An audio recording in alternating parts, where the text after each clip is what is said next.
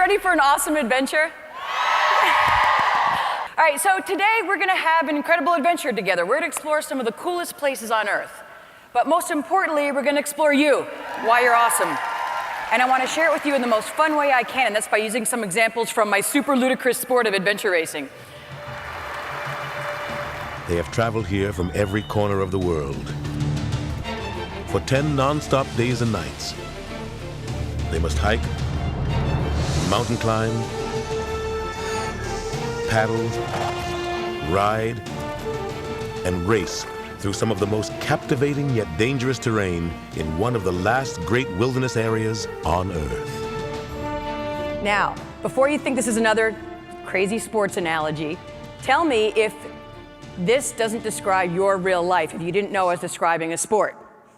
All right, so I have small teams of men and women, and we're trying to make it through a seemingly endless series of checkpoints in pursuit of a nearly impossible goal, working against extreme time pressures and constantly changing market conditions with the goal of doing it better than anybody else in the industry. Well, yes, welcome to my world. The higher you get on any mountain, what happens to the terrain?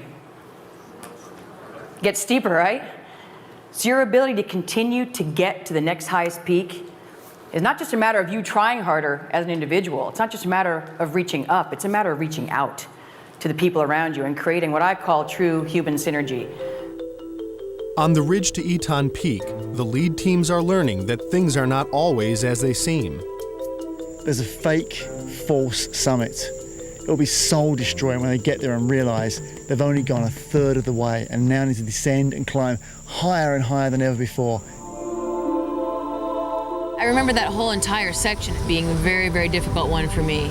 I was pushed to my limit. It was incredibly hot. My feet hurt so bad. The terrain was really uneven, and the section was a lot longer than we ever dreamed it was. So my expectations of having a nice short caving section and a run back to the beach became this 6-hour night marathon on really, really bad feet with the team right on our heels. And so there I am crying at the front of the World Championships. And my teammates are running down the ridgeline, and now our competitors are coming down the ridgeline behind us. And there's a 1,200-foot drop on both sides of this ridgeline. So Mikey finally realizes I'm not down there with them, starts trucking back up the ridgeline, and I'm bracing for impact. And I'll never forget what he said.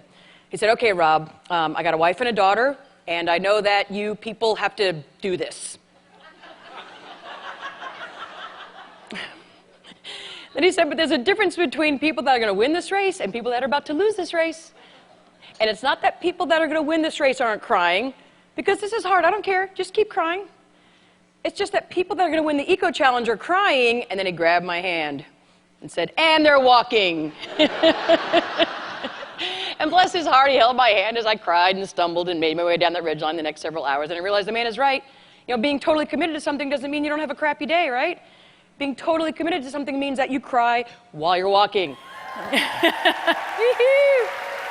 Prior to my racing with the best team in the world, all of us would just carry our own gear through the race, and if someone was slower, we just complained about them until they caught up. Just like in real life. Everyone carries their own weight, and people complain about them until they catch up. But the best team in the world had a different idea about how to do things. At the start line, Robert said, "Everybody take out all your stuff and put it in the middle." So everybody emptied out all their packs and all their gear and put it in the middle. And he looked at the course, and it started with a 75-mile run at 14,000 feet of elevation. Huge, big run. He took all of the weight from the slowest runners and gave it to the best runners. He said, "The goal on this team is for everybody to suffer equally." And that's how we came up with the concept of tow lines. Because why would we wait for the slowest person if we could just take them with us? Right? In any endurance race, and you guys know your business is an endurance race, right? It's a team sport, and it's an endurance race. In any endurance race, you're going to be the strong link, and you're going to be the weak link at some point, right? If you just embrace that with your team and grab those tow lines from one another when you need them and offer a tow line when you're strong, you're going to go a heck of a lot further, faster together. If you want to go fast, go alone. If you want to go far, go together. But I'll tell you one thing we learned for sure about commitment on those crazy mountains, jungles, and rivers of the world. By definition, commitment starts when the fun stops. Right? I mean, you don't get to find out how committed you are to something until it starts sucking. Really. I mean, right? So this... Life away from the training and the competition can be just as intense for Robyn. You see, this is her real job as a firefighter.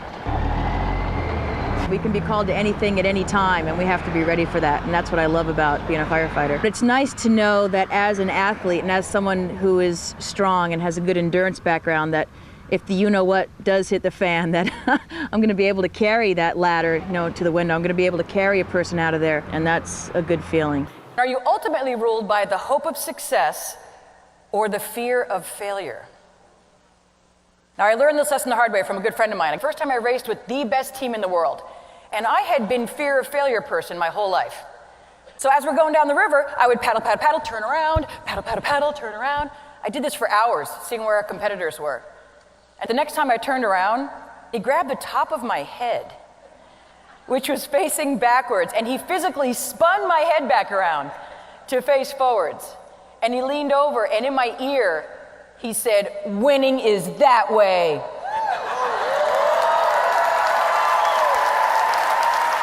But there was a guy on the other side of the boat, a guy named Steve Gurney, who heard Ian say, "Winning is that way." And in the next transition, they took away our 2 whitewater rafts and handed each of our 2 teams 2 inflatable canoes. So our competitors, Intersport, they jumped in their inflatable canoes, they took their canoe paddles, and they were gone down the river. And Steve turned to all of us, and he said, "Hey guys, hold up, I got an idea. I want to actually get our climbing rope out of our gearbox, and I want to tie these 2 boats together." This had never been done before. He wanted to tie them end to end through all the D-rings using our climbing rope, making one big, long canoe. And then he said, "And why are we stuck using canoe paddles just because the race director handed them to us? We're a hell of a lot stronger kayaking team. And we actually have our kayak paddles in this box." But no one had ever thought to use kayak paddles in a canoe before. And between those 2 things, tying the boats together and switching out the paddles, we created what we ended up calling the Steve Gurney Missile. And we put that sucker on the water 40 minutes behind our competitors. And it was a huge risk, and I was completely freaking out. But sometimes with huge risk comes, absolutely. And believe it or not, they actually caught the Steve Gurney Missile on tape. I'll let you see what happened. Solomon Presidio charges forward, determined to catch the leaders before the transition to the sea kayaks. They will soon become the first American team ever to win an international adventure race. Yay! So awesome. So the big question is, what is your Steve Gurney Missile going to be? I mean, how are you going to take your core strengths and talents and competencies and passion and your creativity and your incredible resources and your teammates and maybe find a way to not just, tilt the game board in your favor, but maybe you're going to find a way to just completely change the game. All right, great leaders are also people that embrace their setbacks and challenges when they do happen as a chance to maybe learn something or excel in a different way. Now, I had a decent setback myself. About 6 years ago, I discovered I had stage 4 osteoarthritis in both my hips. And so over the last 6 years, I've actually had 4 hip replacements. The neatest thing that these crazy metal hips led me to was the best thing I've ever done in my life. And last year, we were so thrilled and honored to become one of the 2014 CNN Heroes. And they made this little video for us. Athena! I started an organization that helps survivors of medical or traumatic setbacks live an adventurous dream as part of their recovery. You're a strong kid, Allie girl. Athena girls! Yeah, baby! Being an Athena, you're not just a survivor, you're an adventurer. We give them a different label to put on themselves, and it's something they become on their way to the finish line.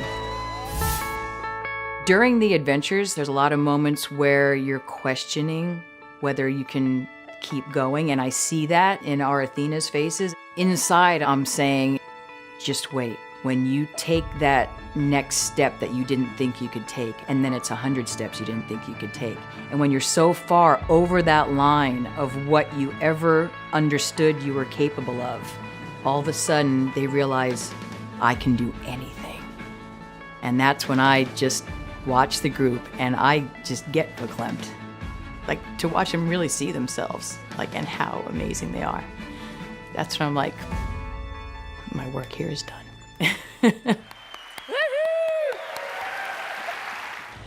Really, the crux of this whole team building piece is all about we thinking versus me thinking.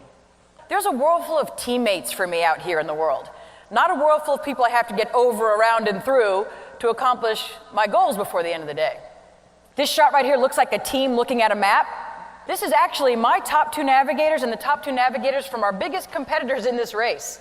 By the 3rd day, we had a 12-hour lead on 3rd through 60th place because we got together with the other strongest, smartest, fastest, most capable, most successful people in the race, collaborated, and went exponentially faster for having worked together. This game is called reverse arm wrestling. And here's how it's played. When I say 1, 2, 3, go, you guys get into your official arm wrestling position on a leg, on a chair, whatever. And when I say 1, 2, 3, go, and this is the most important part, your goal and your teammate's goal is not to do the standard arm wrestling where you push the other guy's arm down. Your goal and your teammate's goal is to get your own arm down to the table, chair, or leg, whatever it is. Get your own arm down as many times as you can in 30 seconds. On your mark, get set, go!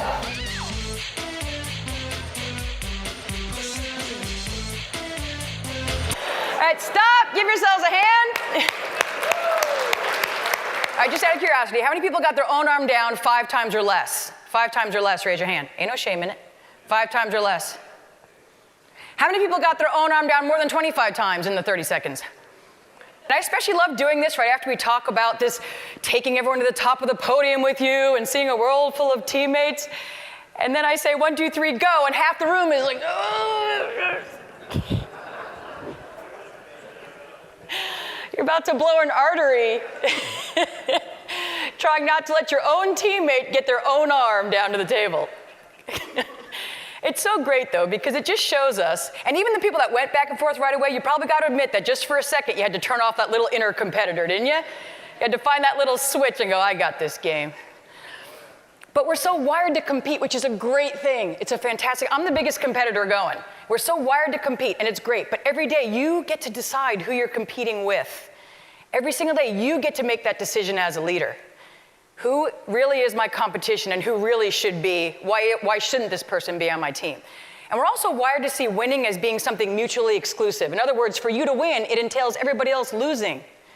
But the best leaders say, you know what, for me to win, I'm gonna get there better, stronger, faster if I take all these great people with me. All right, so last clip, the Japanese team in the Eco Challenge.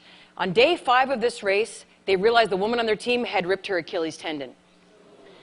And they decided to see a challenge instead of a roadblock. And they literally had to use every single one of these 8 essential elements of human synergy to get to this finish line. The most incredible thing I've ever seen in the sport. Hi, you aren't going to believe this. Team Eastwind taking turns carrying their female teammate up Bartle Frere. No lie, over. They had been carrying her on their back for about 6 hours. She got off and with her walking sticks was able to walk part way, and they put her back on their back when they got to a steep, another steep area over.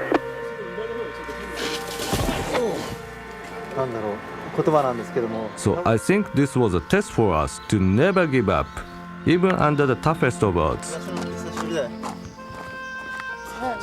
Most people couldn't even walk over Mount Bartle Frere. For them to carry that woman over that entire mountain, it's incredible. So cool that those guys left their egos at the start line and they made her the hero at the finish line. I actually called my guys after that aired and I said, you guys are so glad that wasn't me. But the fact that they have her on their shoulders is such a great statement about leadership. You know, that you don't achieve a greater height when you stand on somebody else's back. You achieve a greater height when you put your teammates on your shoulders. And you don't inspire the people around you by getting out in front of them and showing them how amazing you are. You inspire your teammates by putting them on your shoulders and showing them how amazing and talented and useful and worthy they are. May you always have such huge, hairy, audacious goals you can't accomplish them alone. And may you be the kind of courageous and lucky leader who helps their people manage those challenges and changes and grab those tow lines from each other every step of the way. You guys ready to race? 5, 4, 3, 2, 1, go!